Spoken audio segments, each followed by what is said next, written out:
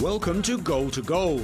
This time we scour the back pages for the best football headlines of all time. From the match-fixing and drug scandals that rocked the soccer industry to the terrible tragedy that broke the hearts of fans worldwide. We'll also be winding back the clock to check out some of the greatest moments in football history. That's all coming up on Goal to Goal. The World Cup. It's the pinnacle of any footballer's career, the birthplace of heroes where dreams become reality. However, the World Cup doesn't only create heroes, it also gives birth to villains. In the pressure cooker of the World Cup finals, players handle the pressures differently.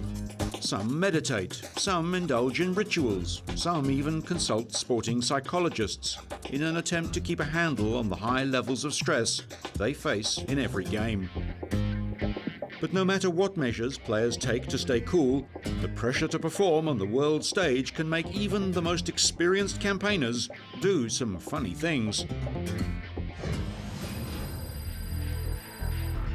Celebrated as one of the world's top players and possibly the best ever to come out of France, Zinedine Zidane had the opportunity to stage the perfect finish to a highly decorated football career. With Brazil already out of the competition, his team went into the 2006 World Cup final as favourites to beat Italy. It was a final that would come to be remembered for many different reasons. The game got off to a frantic start, with both teams scoring in the first 20 minutes. The match then turned into a defensive arm wrestle, testing the mental strength of both sides. Late in extra time, with the scores still tied at 1 apiece, Zidane was in the thick of the action. And if it hadn't been for the lightning reflexes of Italian goalkeeper Gianluigi Buffon, Zidane would have scored the match-winning goal. That touch of brilliance was the last the fans would ever see from Zidane, as in the 110th minute, the intense pressure got the better of him. In what can only be described as a mental meltdown, Zidane suddenly stopped, turned, and rammed his head into Marco Materazzi's chest, knocking him to the ground. Although play was halted, referee Horacio Elizondo did not appear to have seen the confrontation. After consulting his assistants, Elizondo issued Zidane a red card. This saw the midfielder miss the match-deciding penalty shootout, which France lost 3-5. All hopes of a fairy-tale finish for Zidane were dashed. After reviewing video evidence that suggested that Materazzi had verbally provoked Zidane, the world-famous British press wasted no time in hiring lip readers to discover what had caused Zidane to lose his cool. English newspaper The Times believed that Materazzi called Zidane the son of a terrorist whore. However, it wasn't until 2 months after the event that some real light was shed on the incident. Materazzi, who has refused to publicly apologize to Zidane, offered his version of events. After grabbing Zidane's jersey, he claimed that Zidane had sarcastically offered it to him. And Materazzi responded by telling the Frenchman he'd rather take his sister. Materazzi later stated in an interview that his precise words to Zidane were, "I prefer the whore that is your sister." Fans were split on whether Materazzi's comments crossed the line and whether Zidane's actions were therefore justified. The interview was disappointing because we would have liked to know what was said. He should have said clearly what happened. If he headbutted this man only because Materazzi insulted his mother and his sister, I think it's a little too much.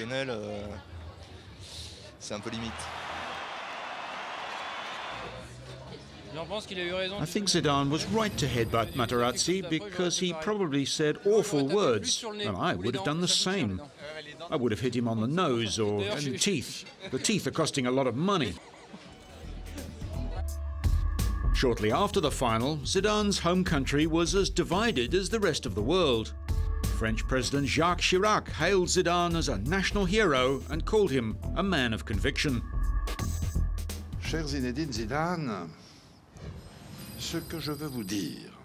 Zinedine Zidane, I want to express all the nation's admiration, fondness and respect as well, despite these very difficult moments of your career. Et c'est l'affection de la nation tout entière, son respect aussi, mais l'affection et l'admiration. You are a brilliant soccer player, a genius of the football. You are a passionate man, Vous êtes a man aussi of conviction, un homme de cœur, d'engagement, and that is why France admires you que la and France loves you. vous admire et vous aime. He later added that although the offence remained unacceptable, he understood that Zidane had been provoked. Clearly remorseful, Zidane quickly apologised for his actions to the children who had been watching the game around the world. However, he refused to apologise to Materazzi, claiming he didn't want to show that it was all right to verbally abuse someone. Luckily for Zidane, his apology not only won the hearts of many fans, it also soothed his sponsors, who remained by his side throughout the ordeal. FIFA was quick to launch an investigation into the matter, which even today seems to have left some questions unanswered. In response to its inquiry, FIFA issued the following penalties. Zinedine Zidane has been suspended for 3 matches and fined with 7,500 Swiss francs.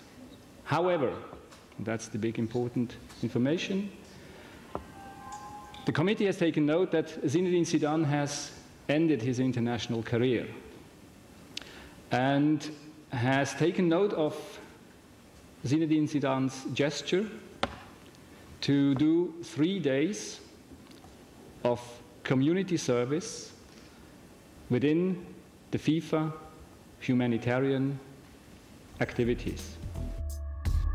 The whole debacle certainly brought new meaning to the old adage that 2 wrongs don't make a right. In the 1994 World Cup, it was the Italians who were on the end of a controversial loss. The second highest goal scorer and one of the best players of the tournament, Roberto Baggio, had the chance to etch his name in the history books in the final. After 120 tense and goalless minutes, Brazil and Italy were left to decide who would win the trophy via a penalty shootout, the first ever to decide a World Cup final. After 4 rounds of the shootout, Brazil led 3-2. Baggio, who had been playing injured, stepped up to the spot. His shot clearly had the keeper beaten, but was too high and sailed over the top of the bar. Brazil had won their 4th World Cup, and Baggio was left standing alone in front of the goal, stunned in disbelief. Despite the fact that other players had missed shots and that Baggio had made a huge contribution to securing Italy's place in the final, he became the #1 scapegoat and was singled out for costing Italy the World Cup. After the tournament, Baggio signed with Inter Milan. The move proved disastrous for him, as the then coach Marcello Lippi had little time for him and often left him sitting on the bench. His lack of match time consequently caused Baggio to lose his place in the national team, but whenever he was allowed onto the pitch, he never left fans disappointed. In his autobiography, Baggio claimed that Lippi would not play him because he refused to tell the manager which players were talking negatively about him. Some fans have suggested that Lippi never forgave Baggio for missing that crucial penalty against Brazil. By not playing Baggio, he made sure that such a mistake would never be repeated. In 2000, he moved to Brescia, where he hoped to play enough games to allow his selection in the 2002 World Cup. To the disgust of many Baggio fans, however, it wasn't to be, as Italian coach Giovanni Trapattoni excluded him from the squad. Upon his retirement in 2004, Baggio could lay claim to a solid career both domestically and internationally. But tragically, it seems that neither he nor many of the Italian fans were ever able to get over that one missed penalty. Rather more serious than Baggio's missed opportunity, there is one event in football history that fans of the game will surely never forget. And that's the Munich air disaster of 1958. On the return flight to London after their European Cup clash with Yugoslavian team Red Star Belgrade, Manchester United's charter plane made a scheduled stop at Munich to refuel on the freezing cold afternoon of February the 6th. After 2 failed attempts at taking off from the airport, the pilot then attempted to take off for the 3rd time. With slush covering the end of the runway, the plane failed to get up enough speed to reach an adequate height. With nowhere to go, it ploughed into the fence surrounding the airport and then into an unoccupied house. The port wing and part of the tail were torn off, and the house caught fire. The left side of the cockpit hit a tree, and the right side of the fuselage collided with a wooden hut, inside which was a truck filled with tyres and fuel, which exploded. The initial impact was estimated to have occurred at just under 200 kilometers an hour. The 44 passengers on board included journalists, supporters, and the current Manchester United starting lineup, nicknamed the Busby Babes. Onlookers feared the worst. With fragments of the planes scattered across the Munich landscape and petrol-driven flames engulfing the majority of the wreckage, the chance of finding survivors looked slim. Miraculously, 21 out of the 44 passengers survived the horrific crash. Among the dead were 8 Manchester United players and 3 of the club's staff. One player who made it out of the wreckage of British European Airways Flight 609 was a young footballer named Bobby Charlton. Charlton went on to become a crucial component in the resurrection of his shattered club. With help from another soccer legend, George Best, Manchester United were back on top just 10 years after the crash, winning the European Cup in 1968. In a recent commemoration of the tragedy's 50-year anniversary, Manchester United fans, officials and survivors of the disaster gathered to pay their respects. Thousands stood outside the club's home ground of Old Trafford and laid floral tributes on a sunny Manchester afternoon. With 5 survivors of the disaster attending, including the great Sir Bobby Charlton, they were keen to remind everyone that the friends that were lost in the disaster live on in their hearts. The many plaques already placed at Old Trafford and at the scene of the Munich disaster were joined by more tributes to those who died in the tragedy. A permanent exhibition honouring Busby's Babes in the South Stand Tunnel at Old Trafford was opened shortly before the anniversary, renaming it the Munich Tunnel. Coming up, we investigate the drug and match-fixing scandals that shocked the world. Diego Maradona, undoubtedly one of the greatest players ever to grace a pitch.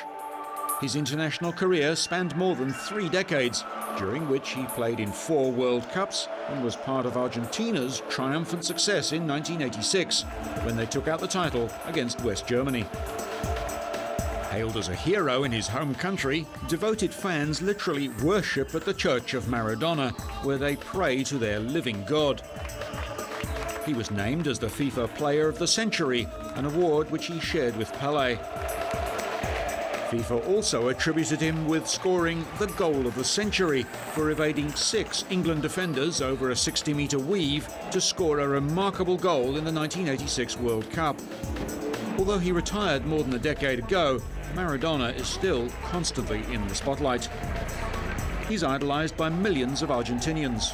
Maradona's actions, beliefs and words hold more sway with his followers than those of any politician. When he failed a drug test in 1991 while at Italian club Napoli, the soccer world, particularly in Argentina, was sent spinning into damage control. Known for enjoying the party lifestyle perhaps a little too much, Maradona was found guilty of having cocaine in his system. The positive reading brought with it a 15-month suspension from playing football.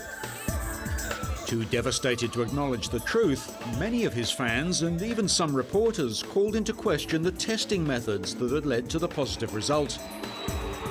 Rumours of skullduggery began doing the rounds, leading to much finger-pointing and countless conspiracy theories. Even today, the official Maradona website refuses to accept the outcome of that test as genuine, labelling it as a doping affair that is still suspicious.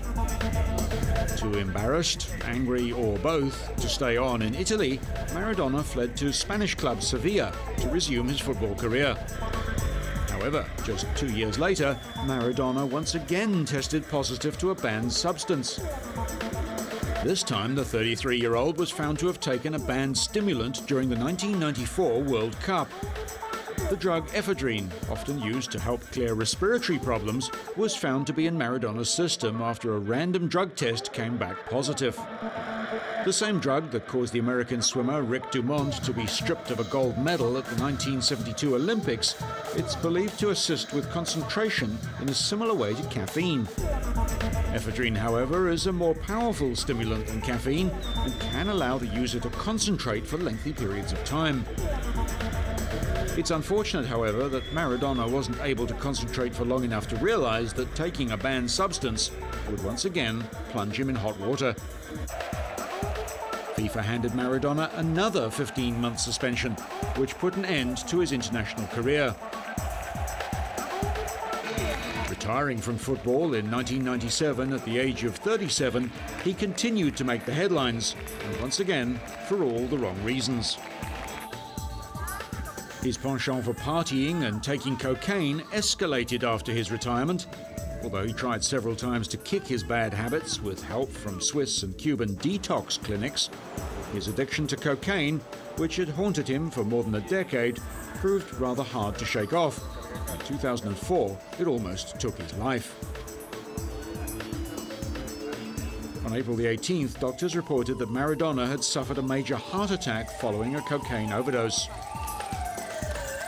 He was admitted to intensive care in a Buenos Aires hospital, and thousands of fans gathered outside to pay their respects to the soccer god and pray for his recovery. After almost a week of being close to death, Maradona showed signs of improvement and was taken off a respirator and discharged shortly after. This close shave finally convinced him to stop using drugs, but it didn't solve his eating and drinking issues. With his health in serious trouble and suffering from increasing obesity, Maradona resorted to gastric bypass surgery. Effectively, his stomach was stapled to prevent him from eating too much. However, so much damage had already been done that his health problems persisted. Upon his release from hospital in April 2007 after treatment for hepatitis and alcohol abuse, Maradona was readmitted with serious complications. Once again, devoted fans surrounded the hospital. Some even began to mourn as rumors of his death leaked out to the media. This, however, was not true.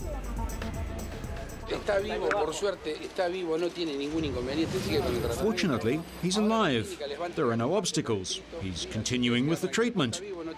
The clinic will now hand you a written update, but he is alive. He doesn't have any problem. The rumors had begun when an anonymous caller phoned the local television networks and announced his death after days without an update. To quell the Chinese whispers, the Buenos Aires clinic released this statement. To the media, and in the face of some newspaper reports, we inform you that Diego Armando Maradona is clinically stable, with no complications whatsoever regarding his health, and he continues on the established treatment plan. After his second health scare in 3 years, Maradona swore off the booze and began a healthier lifestyle. His fans were with him every step of the way and weren't afraid of giving advice when asked. He's pretty big now, the fatty. He has to rest a bit, be a bit calmer, and just be himself, believe in himself. As for the rest, there are a lot of people who are worried for him. Are you worried about him? Yes, because I love him, because he gave us everything, and, well, my team is Boca. After his long and controversial career, the Argentinian football god may have at last exorcised his demons. Maradona isn't the only soccer star to have enjoyed the party lifestyle. In fact, one of England's most renowned football identities, George Best, was just as famous for his antics off the field as on. He led a playboy lifestyle in which football, women, partying and drinking were the key ingredients. naturally gifted on the pitch, Best had the potential to be one of the greatest players of all time. However, the fun he had off the field began to consume him, and not surprisingly, his football suffered. Despite that handicap, Best is still remembered as a fantastic footballer and was named 16th in the World Player of the Century in 1999. It's mind-boggling to imagine what Best might have achieved if he hadn't been so bent on self-destruction. Best's lovable, cheeky image won him legions of fans, both during his career and after. The public loved him in spite of his public displays of drunkenness, his convictions for drink driving and assaulting a policeman, allegations of domestic violence, and his inability to give up drinking even after he was given a liver transplant. Labelled as one of football's first celebrities, Best's lifestyle ultimately led to his death in 2005 at the age of just 59. With so much money and fame now surrounding the game at the top level, it's not uncommon for elite players to get drawn into the temptations of a ready-made party scene. Although drug and alcohol education programs have been set up to guard against such traps, the message doesn't get through to everyone.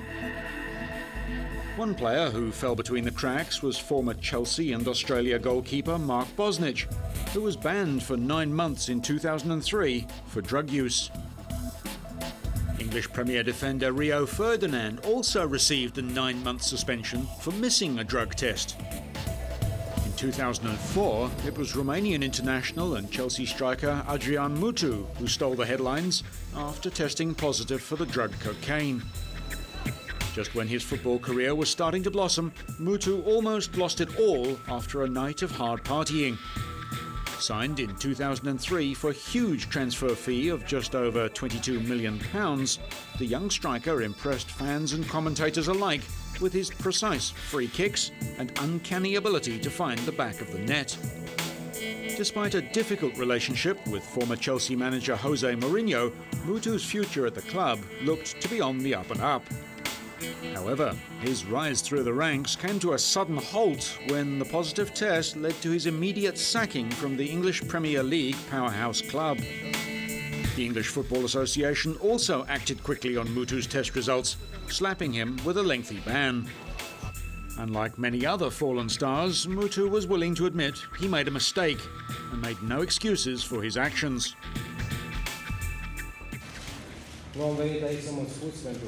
I didn't come here to excuse myself because I have no excuses for what I did. I came to apologize and to say I'm sorry to all the people I disappointed, and in these 7 months I will try to train and become much better than I was before. Despite his fall from grace, Mutu has handled himself extremely well since the ban. Clearly understanding the potential ramifications of his drug taking, he's thankful not to have lost everything and is keen to give advice to fellow players who find themselves in similar situations. When you're found positive, all you have or have had goes away. Career, national team, Chelsea, your family. It wasn't my case, but as I said, I never wanted to be an example because I felt I couldn't be a model. I made a lot of mistakes because my life wasn't exactly the life of a sportsman. That's why, if I were to give a piece of advice to other players, that would be to mind their own business and behave as role models. Italian club Juventus were keen to pick up the disgraced striker and offer him a second chance. After 1 year at the club, Mutu moved to Fiorentina, where his current form has earned him the nickname The Phenomenon. Drug scandals are not the only bad news items to have bombarded the headlines in recent years. In fact, they look like simple lapses of judgment next to the much more serious offences knowingly committed by other members of the footballing community. Within the space of 2 years, 2 investigations unveiled conspiracies to cheat in the worst way known to any sport. The kind of cheating commonly referred to as match fixing. The The first of these conspiracies was uncovered within the ranks of Brazilian soccer in September of 2005. Among those involved were two referees, Edison Pereira de Carvalho, a member of the FIFA referee staff, and Paulo José Danilon. Both referees were offered substantial amounts of money by investors to fix results, according to what was determined by the betting websites Abet and Footbet. After confirming what matches they would fix, the investors offered to pay Carvalho between $4,500 and $6,500 per match. The investors would then make million-dollar bets online to receive a hefty return. It's believed that Carvalho and the illegal gambling ring assisted in altering the result of up to 11 matches in which Carvalho officiated in the Brazilian Domestic Championship. The colourful referee, who's renowned for kissing his yellow card and praying before the start of games, said he was first contacted in September 2004 and initially refused the lucrative offers. However, by February 2005, he changed his mind and helped America San Jose to a 4-1 win over Palmeiras in the Sao Paulo State Championships, in return for a 10,000 real, or around $4,400. Carvalho said he accepted the money because he had debts of around $18,000. This happened during a match in February because of the amount of personal debt I had. Did you owe a lot? Well, what I considered to be a lot, which was 40,000 reals. The allure of the dollar has always had the power to turn heads, but considering what was at stake, Carvalho sold his soul to the devil for loose change. Admitting he was wrong seems something of an understatement. In a country where soccer is a religion to millions of people, playing God could have cost him a lot more than his job and freedom. The serious nature of the crime forced Brazil's Superior Sports Tribunal to make some drastic decisions. To many fans' disgust, they annulled the results of all 11 matches, requesting them to be replayed. The tribunal believed that replaying the 11 matches was the most effective solution. The other culprit, Danilon, confessed to police that he'd fixed 3 matches in the Sao Paulo State Championship in exchange for around $4,400 per game. The two men faced charges of fraud, conspiracy and crimes against the economy, along with businessman Naguib Fayed, who was alleged to have been one of the organisers of the gambling ring. Despite all the fuss, less than 1 year later, the soccer world was rocked by another match-fixing scandal. In May 2006, Italian police uncovered a match-fixing web that involved league champions Juventus and other major teams including AC Milan, Fiorentina, Lazio and Regina. The scandal was discovered after a number of recorded telephone conversations revealed a dense communication network involving team managers and referee organisations. The teams have been accused of rigging games by selecting favourable referees. Beginning in the 2004-05 season, transcripts of recorded telephone conversations suggest that Juventus general manager Luciano Moggi was in league with several Italian football officials to influence referee appointments. As the investigation continued, more and more clubs, players, officials, referees, managers, and even club owners were screened. In all, magistrates in Naples formally investigated 41 people and looked into 19 Serie A matches from the 2004-05 season and 14 Serie A matches from the 2005-06 season. What resulted from the investigation was one of the biggest shake-ups of any competition in domestic football history. 5 Serie A clubs were handed out severe punishments, ranging from relegation and loss of UEFA Champions League places to hefty fines and a requirement that home games be played behind closed doors. The most severely punished club was Juventus FC, who were stripped of their 2005 and 2006 titles and lost their Champions League spot. They were also forced to play 3 home games behind closed doors and endure relegation to Serie B. On a broader scale, the scandal highlighted many conflicts of interest within Italian football. The investigation led to widespread resignations, ranging from referees to television hosts. Out of the 41 individuals investigated, 18 were convicted, with the most severe penalties handed down to former Juventus general manager Luciano Moggi. Former Juventus chairman Antonio Giraudo also received major punishment for dodgy transfers, falsified accounts and tax evasion. Giraudo received a €20,000 fine, and both men were hit with a 5-year ban from football, with further recommendations to the Italian Football Federation that they be banned for life. Due to the controversy surrounding the clubs involved, many players left their Italian club the following season. In all, 22 players moved on, with a staggering 19 players deserting Juventus. The most successful club in Serie A history has now returned to Italy's top league after finishing on top in their first season in Serie B. Coming up, the footballers that have single-handedly changed the world game. Not all soccer headlines scream scandal. Many are reserved for trumpeting the glorious triumphs of teams, clubs and individuals. In December 1995, one headline swept across the world that would change the business of soccer forever. That headline, in its various versions on newspapers and television screens around the globe, pretty much boiled down to 2 words: Bosman won. This headline referred to Jean-Marc Bosman, who had won a 5-year court battle to win the right to move freely to another club at the end of his contract with his current club.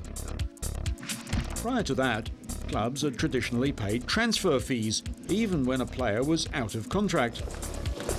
This was to ensure that a club wouldn't be left out of pocket if a player refused to re-sign and wanted to move on. This also meant that a club could keep a player for as long as they wanted, even if the player wanted to leave. However, in 1990, Bosman, whose contract had expired with a club in Belgium, wanted to move to French team Dunkirk. Unfortunately, Dunkirk couldn't offer his Belgium club, RFC Liège, a large enough transfer fee, so the deal fell through. RFC Liège then proceeded to drop Bosman from the first team and reduce his salary. Obviously unhappy with the way he'd been treated, he took his case to the European Court of Justice in Luxembourg and sued for restraint of trade, citing FIFA's rules regarding football.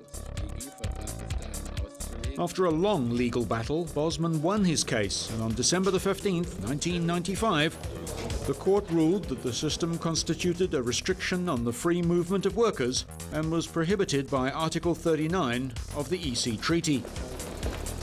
Thanks to Jean-Marc Bosman, football players now have the right to a free transfer at the end of their contracts.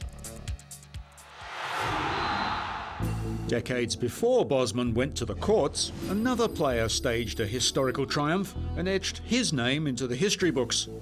The player was Stanley Matthews. His courtroom was Wembley Stadium, and his opponents were the all-conquering Bolton Wanderers in the 1953 FA Cup final. The Cup final of 1953 is a game that those who watched will never forget.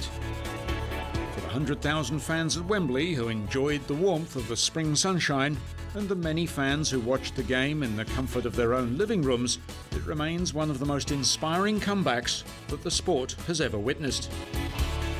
2-1 down at the end of the first half and 3-1 down only 10 minutes into the second, Blackpool looked spent. They were undoubtedly out of sorts, and Bolton looked like they could already taste the champagne that would soon flow from winning the FA Cup.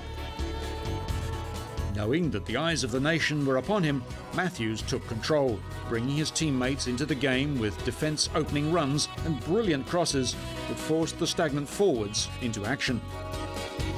After an action-packed 20 minutes featuring an endless supply of missed opportunities, Blackpool finally levelled the game in the 89th minute.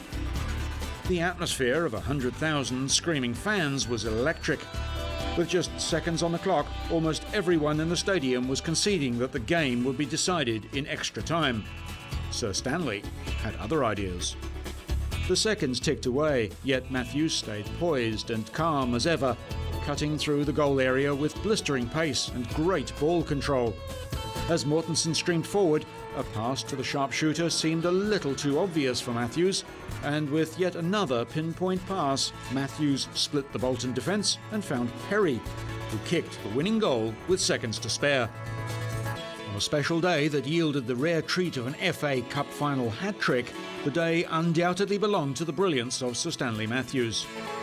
His tenacity, dazzling skill, sheer guts and determination defied all odds and treated those who witnessed it to a spectacular individual performance that may never be matched. Most English fans agree, however, that in terms of classic victories at Wembley Stadium, the Matthews final plays second fiddle to a game which was played out 13 years later. The 1966 FIFA World Cup final that saw England win its first and only World Cup trophy to date has to be labelled as the greatest moment in English football history. The surprise victory was celebrated long and hard by players, fans and commentators alike. Winning 4-2 against West Germany in extra time, one might assume that the topic of post-match conversations would revolve solely around England's giant-killing efforts in overcoming the odds to score soccer's top prize. In fact, it was England's third goal that stole the show. The goal that put them in the lead during extra time and effectively put an end to hopes of a West German victory became the subject of heated debate. During the 98th minute, a cross from Alan Ball found Geoff Hurst, whose attempt to hit the crossbar rebounded straight down to land just on or over the line, before being cleared by the West German defence. The rules state that the ball must be completely over the line to count as a goal. In this case, the 98,000 fans packed into Wembley Stadium and more than 400 million viewers around the world could clearly see that that hadn't happened.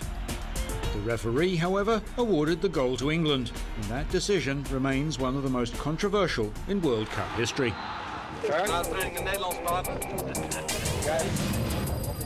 A present-day player whose on-field performance comes close to the brilliance of Sir Stanley Matthews has recently been caught up in a very different kind of memorable event. After dropping off his girlfriend at her house in Rio de Janeiro one night in April 2008, the three-time FIFA World Player of the Year and 2002 World Cup winner Ronaldo picked up 3 prostitutes. Arriving at a discreet hotel, Ronaldo, who has admitted to having psychological problems stemming from his knee injury, soon discovered that the 3 ladies he'd picked up were in fact 3 men. The details of how Ronaldo discovered his mistake have not been released, but one can only imagine his shock at finding himself in such a compromising and newsworthy situation. Ronaldo alleges that they then tried to extort money from him to conceal the incident. Reports claim that one of the transvestites had taken his car documents and demanded $30,000 for their return. Rio police have since stated that there's a strong chance that Ronaldo has been the victim of extortion.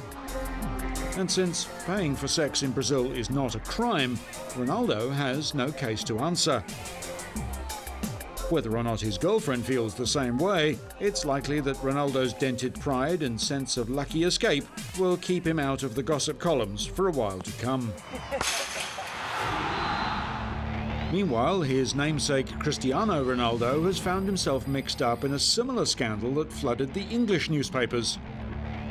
The News of the World, an English tabloid renowned for its trashy and sometimes questionable reporting, has labelled the Manchester United player a prostitute-loving soccer ace after it was claimed that he had a sleazy rendezvous with 2 call girls in Rome. Since being falsely accused of rape in 2005, the Portuguese winger has consistently found himself in sticky situations off the field. After a win against EPL side Aston Villa in late April of 2008, Ronaldo flew to Rome for a night out. It's believed that whilst there, he visited Rome's seedy red light district, where he arranged for 2 call girls to come back with him to his hotel. According to the News of the World, Ronaldo and an unknown friend made the most of their time in Rome. They began their big night out at the notorious Diva Futura Channel Club, where they allegedly indulged in several 120-pound bottles of champagne, 16-pound beers, and the odd private lap dance. This incident is not entirely out of character for the Manchester United winger. Only 4 months earlier, Ronaldo was linked to a wild party where 5 prostitutes were hired to entertain him and his Portuguese teammate Nani and Brazilian colleague Anderson. The women involved were keen to sell their story to the English tabloids after their unforgettable night with 3 young soccer superstars. The scandal not only landed him in hot water with his girlfriend Carolina Patrocínio, it also raised the hackles of manager Sir Alex Ferguson, whose beloved Man U prided themselves on being a family-oriented club with morals. Speculation about Ronaldo's potential transfer to Spanish superclub Real Madrid is sure to gather renewed momentum in the wake of this latest scandal. Ronaldo needs to find a way to keep his private life private and keep his focus on his first love, football. If not, he's destined to follow in the footsteps of other fallen greats like Maradona and George Best. No doubt Manchester United still has nightmares about the damaging sex scandal that surrounded Ronaldo's teammate Wayne Rooney in 2004. The then teenaged Rooney was linked to sleazy sessions with aging prostitutes at backstreet brothels in Liverpool. Perhaps surprisingly, Rooney was honest about the situation and admitted to visiting massage parlours and prostitutes. At the age of 18, he was seen as the casualty of a system that hands over millions of pounds to young men, without giving them any training on how to handle their newfound fortune and fame. After the scandal broke, Rooney issued this statement to the British press. "I now regret it deeply and hope people may understand that it was the sort of mistake you make when you are young and stupid." Since this glitch in his promising career, Rooney seems to have settled down, or at very least, he's managed to keep his personal life out of the tabloids. Maybe Rooney should have a good old heart-to-heart with teammate Ronaldo and give him some advice on how to get his career back on track.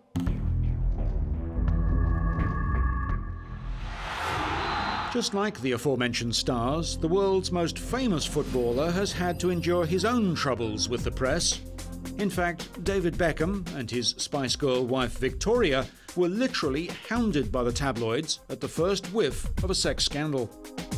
In April 2004, while David was playing for Real Madrid, his personal assistant Rebecca Luz claimed that she had had an affair with the soccer superstar. With wife Victoria not overly keen on a move to Spain and a music career in England to salvage, it meant that she and Bex would be spending a lot of time apart. During the early days of Beckham's Spanish football career, Rebecca and Beckham spent a lot of time together, both professionally and socially, to assist in the transition period. According to Rebecca, it was the prolonged separation from Posh that led to David playing away from home. He was simply bored and tired of being alone. The alleged 4-month romance apparently involved sending raunchy text messages to one another. The affair headlined newspapers and gossip magazines all over the world. Adding insult to injury, Australian model Sarah Marbeck then piped up, claiming to have shared 2 nights of passion with Bex. Beckham passed off the accusations as ludicrous and refused to acknowledge any part of the story as true. Even without his validation, claiming to have had an affair with the superstar undeniably has its benefits. So powerful is the Beckham marketing train that anyone who jumps on board, even for a fleeting moment, gets amply rewarded for their efforts. Rebecca Luz has gone on to enjoy a reasonably successful career in the media since announcing their affair. With television appearances and celebrity status to play for, gullible football stars need to be on their guard. In more recent years, it's Beckham's move to America that's dominated headlines. Lured to the US by the LA Galaxy to help boost the profile of their club and Major League Soccer in general, Beckham has so far proved to be the right man for the job and is excited to be a part of it. Potentially in the States, soccer could be as big as it is everywhere else around the world. And I believe, and I'm very proud to be part of that and going to be part of that for the next 5 years and maybe a few more years later. So, Despite being injured for the majority of his first season, his presence around Hollywood and the US has created the hype that the MLS desperately needed. His paltry $7.7 million a year salary constitutes a massive 40% pay cut on his Real Madrid handout. But it's fair to say that Beckham's move to the US was motivated by more than his weekly pay packet. With his former pop star wife by his side, the Beckham empire, with its numerous brands, looks set to explode in the lucrative US market. Just one day after the Beckham's arrival in 2007, Victoria appeared on The Tonight Show with Jay Leno. During the interview, she handed Jay a number 23 LA Galaxy jersey with his own name on the back. Victoria also had her own NBC TV show, Victoria Beckham Coming to America, that followed her and her family's transition into American life. Despite having a few frustrating injury concerns, Beck's on-field performances have been solid, and he's enjoying playing with his new teammates. I'm aching a little bit, but I'm ready for the game tomorrow. Hopefully my ankle will hold up like it did like in the game the other night. It felt good, it felt strong, and I was happy to be back playing. You know, it's been a frustrating time. With the help of walking headlines like David Beckham, all forms of media are set to continue covering the game and its players for generations to come. The billions of fans around the globe have so much passion for the sport that any scandal, great triumph or crushing loss is rewound, replayed and analysed in minute detail. And newcomers to the ranks of professional soccer had better get used to the idea that a minor misdemeanor to a member of the general public is tomorrow's headline in the world of the top footballer.